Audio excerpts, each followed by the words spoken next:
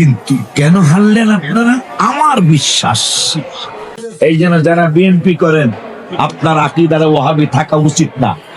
এই কথা কয় না, কথা কয় না। যারা বিএনপি করেন আপনার আকীদাটা ওয়াহাবি থাকা উচিত না, কারণ আপনার লিডার কিন্তু মিলাদুন্নবী করেছে। বাবা খারাপ বলছি আমি? আর ভাই বাবা খারাপ, ভাই খারাপ বলছি? কিন্তু আপনার লিডার যিনি এখন প্রধানমন্ত্রী হতে যাচ্ছেন তিনি লন্ডনের মতো জমিনে মিলাদুন্নবী করেছিলেন। তাহলে আপনি যদি ওই দলটা ধানের শেষের দলেই করেন, আপনার কি উচিত হবে যে এই দলে মিলাদুন্নবী নাই?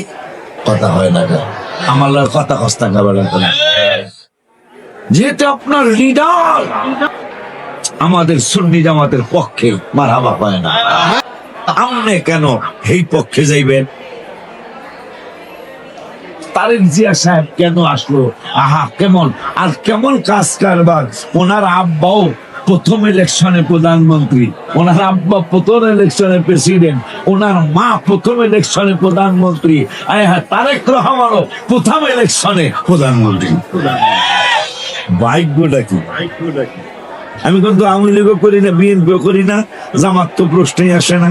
কথা হয় না, কোনটাই করি। আমার প্রতিষ্ঠান আছে, তো প্রতিষ্ঠান থাকলে তারা কোনো দল করতে পারে না, কারণ আমাকে প্রতিষ্ঠানে সব দলের মানুষ আছে। কথা ঠিক কিনা? সব দলের ছাত্র ছাত্রী আছে, এজন্য আমরা কোনো দল করতে পারি না। কিন্তু সত্য কথা বলি, সত্য কথাটা বলি, সত্য কথা না বইলে পারি না। সত্য কথা না বইলে পারা যাইব?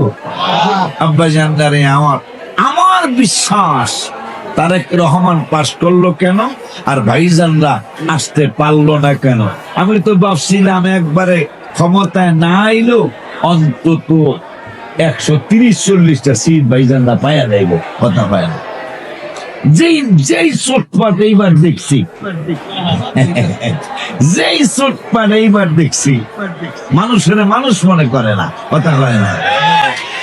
কিন্তু কেন হারলেন আপনারা?